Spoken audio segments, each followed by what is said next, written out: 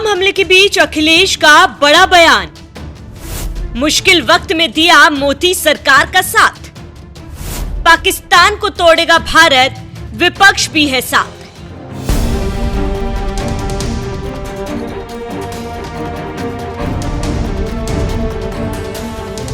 पहलगाम में हुई आतंकी वारदात के बाद पूरा देश जहां सदमे में है, तो वहीं दूसरी तरफ मोदी सरकार भी लगता है कि अब बर्दाश्त करने के मूड में नहीं। इस कुत्ते की दुम पाकिस्तान को इस बार सरकार तगड़ा सबक सिखाना चाहती है। इसीलिए खुद पीएम मोदी ने दहाड़ते हुए ऐलान कर दिया है कि जिन आतंकवादियों ने इस हमले को अंजाम दिया है, उन्हें इस बार उनकी कल्पना से भी बड़ी सजा मिलकर रहेगी। मैं बहुत स्पष्ट शब्दों में कहना चाहता हूं, जिन्होंने ये हमला किया है, उन आतंकियों को और इस हमले की साजिश रचने वालों को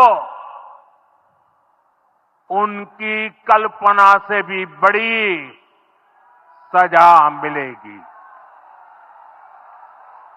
सजा मिलकर के रहेगी।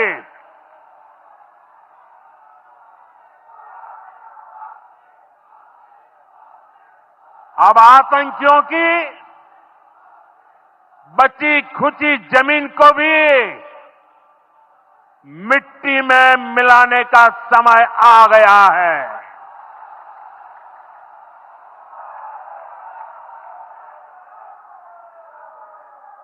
एक सौ चालीस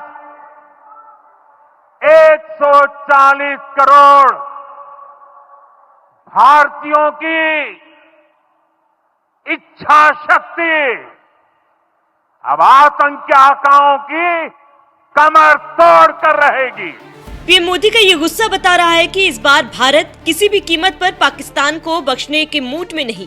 उसे सबक सिखाने के लिए सरकार जरूर कुछ बड़ा करने वाली है, जिसका ट्रेलर भी सरकार ने दिखा दिया है। जब बिहार से लौटते ही पीएम मोदी ने सबसे पहले सिंधु जल समझौता स्थगित करके पाकिस्तान जाने वाले पानी पर ही रोक लगा दिया। और ये फैसला कितना बड़ा है, ये इसी बात से समझा जा सकता है कि जब पाकिस्तान के साथ 1965, 1971 और कारगिल जैसा भीषण युद्ध हुआ था, उस वक्त भी भारत ने सिंधु नदी का पानी नहीं रोका था। लेकिन इस बार मोदी सरकार ने सिंधु जल समझौता स्थगित करके संकेत दे दिया है कि कुछ बड़ा होने वाला है। ऐसे में अगर मोदी सरकार पाकिस्तान के खिलाफ कोई भी बड़ा फैसला लेती है, तो पूरा विपक्ष मोदी सरकार के साथ खड़ा रहेगा। खुद सपाई मुखिया अखिलेश यादव ने ऐलान कर दिया है कि सरकार प्रतिक्रिया स्वरूप जलबंदी का जो भी कदम उठाएगी, हम उसमें उनका पूरा साथ देंगे। इतना ही नहीं, मोदी सरकार ने जब सेना के ऑपरेशन की मीडिया कवरेज पर गाइडलाइन जारी की, तभी अखिलेश यादव ने सरकार के इस फैसले का समर्थन किया और एक ट्वीट में लिखा, सुरक्षा के दृष्टिकोण से स्पेशल ऑपरेशंस की लाइव कवरेज की अनुमति क्या एक रणनीतिक लापरवाही थी या फिर ये राजनीतिक प्रचार से प्रेरित थी? ये बात सरकार तत्काल स्पष्ट करे। कल को फिर से सरकार ये कहेगी कि एक चूक के बाद से दूसरी चूक हो गई। इसका मतलब साफ है कि सुरक्षा जैसे अति संवेदनशील क्षेत्र में मीडिया का अवांछित अतिक्रमण है। लाइव कवरेज तो दुश्मन भी देखेंगे, जिसे हमारे सुरक्षा बलों की लोकेशन उनको पता चल जाएगी और रणनीति भी। इससे देश की सुरक्षा और हमारे जवानों की जान भी खतरे में डाल दी जाएगी। इस तरह की लाइव कवरेज के लिए सख्त दंडात्मक कार्रवाई हो। देश और सैनिकों की सुरक्षा से कोई भी समझौता माफी के योग्य नहीं। बात चाहे सिंधु जल समझौता स्थगित करने की हो या फिर सेना के ऑपरेशन की लाइव मीडिया कवरेज पर रोक लगाने की, सपाई मुखिया अखिलेश यादव ने मोदी सरकार के दोनों ही फैसलों का समर्थन किया है, क्योंकि ये बात वो भी जानते हैं कि सियासी अखाड़े में वो भले ही बीजेपी से लड़ते रहे हों, लेकिन बात जब देश की आती है तो इसी तरह केंद्र सरकार के साथ मजबूती के साथ खड़ा होना होता है। तब जाकर केंद्र सरकार पाकिस्तान जैसे दुश्मन देशों से लड़ती है। और यही वजह है कि बात बात पर मोदी सरकार का विरोध करने वाले ओवैसी जैसे बड़े विपक्षी नेता भी पाकिस्तान के खिलाफ लिए गए हर फैसले में मोदी सरकार के साथ खड़े हैं। और यही वक्त की जरूरत है, जब तमाम राजनीति छोड़कर एक साथ मजबूती के साथ दुश्मनों को जवाब दे। लोक गायिका नेहा सिंह राठौर की तरह नहीं कि ऐसे मुश्किल हालात में भी सरकार पर सवाल उठाए, जिससे पाकिस्तान को भी भारत पर सवाल उठाने का मौका मिले। एक फोन कॉल से दूसरे देशों की वॉर रुकवाने वाले पॉपा अपने देश में आतंकवादी हमला नहीं रुकवा पाए और अंधभक्त मुझसे कह रहे हैं कि ऐसी बातों पर राजनीति और सवाल मत करो। तो किस बात पर सवाल करूं? शिक्षा पर, जिसे मुद्दा ही नहीं समझा जाता, या स्वास्थ्य पर, जिस पर सवाल करना अब आउट ऑफ फैशन हो गया है? बोलो किस पर सवाल करूं? बेरोजगारी पर, जिसके जवाब में तुम्हारे अब्बा हुजूर पकौड़ा तलने की सलाह देते हैं? अरे जब देश की राजनीति ही राष्ट्रवाद और हिंदू मुसलमान के मुद्दे पर चल रही है, उसके बाद भी आतंकी हमलों में देशवासी मारे जा रहे हैं, तो सवाल किस मुद्दे पर करूं? 56 इंच की छाती पर देश के सारे मुद्दों को समेट देने वाले मोदी जी की सरकार में आतंकवादी हमले होंगे और नागरिकों की हत्या होगी, तो सवाल क्या मोहम्मद अली जिन्ना और नेहरू जी से पूछा जाएगा? नागरिकों की मौत और आतंकवादी हमलों पर सवाल क्यों नहीं पूछा जाना चाहिए भाई? इन सवालों से इतना डर क्यों रहे हैं आप? अपनी ही सरकार में हुए पुलवामा आतंकी हमले के शहीदों की मौत पर बेशर्मी से वोट मांगने वाला ये आदमी पहलगाम के पर्यटकों की मौत पर भी वोट मांगेगा और अंधभक्त इसे मास्टर स्ट्रोक बताकर वोट भी देंगे। लेकिन इनका कहना है कि सवाल नहीं पूछा जाना चाहिए। बस 2-4 दिनों की बात और है, भक्तों के पॉपअप पहलगाम आतंकी हमले पर रोते हुए बिहार चुनाव की नींव डालते दिखेंगे और अंधभक्त वो बिहार चुनाव में रोते हुए ढोंगी जी की रील शेयर करते दिखेंगे। पहलगाम हमले पर एक तरफ जहां नेहा सिंह राठौर जैसी कलाकार भारत सरकार पर ही सवाल उठा रही है, तो वहीं दूसरी तरफ हर बात में भारत सरकार को घेरने वाला विपक्ष मजबूती के साथ मोदी सरकार के साथ खड़ा है। इस पर आपका क्या कहना है? आपकी राय हमें कमेंट बॉक्स में जरूर बताएं। साथ ही पीएम मोदी ने बिहार में जाकर पहलगाम हमले पर और क्या कुछ कहा, आइए आपको सुनाते हैं। साथियों, 22 अप्रैल को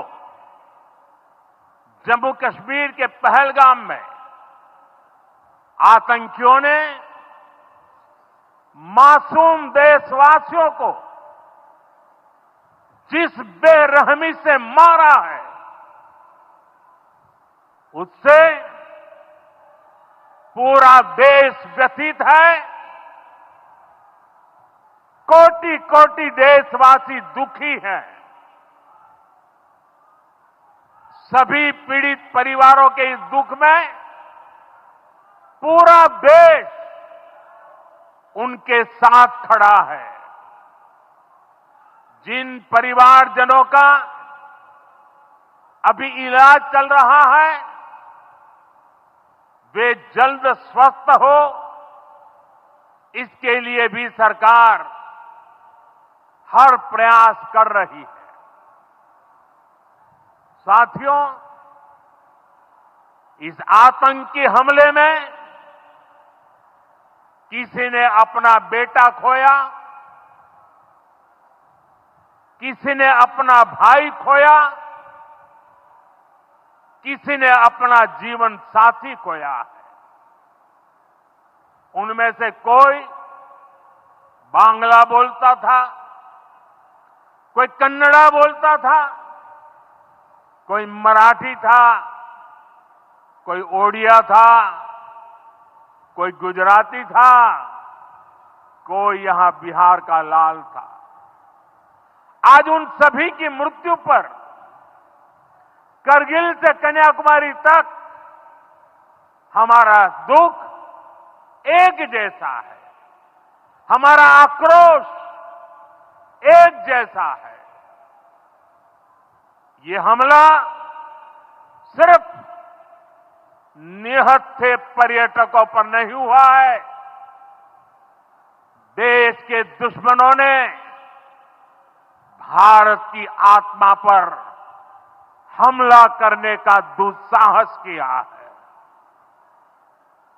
मैं बहुत स्पष्ट शब्दों में कहना चाहता हूं, जिन्होंने ये हमला किया है, उन आतंकियों को और इस हमले की साजिश रचने वालों को उनकी कल्पना से भी बड़ी सजा मिलेगी। सजा मिलकर के रहेगी।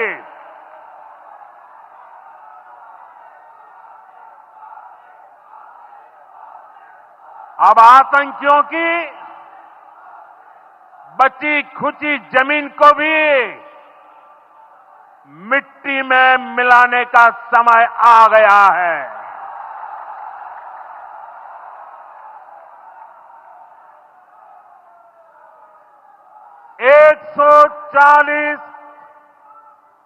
140 करोड़ भारतीयों की इच्छा शक्ति अब आतंक के आकाओं की कमर तोड़ कर रहेगी।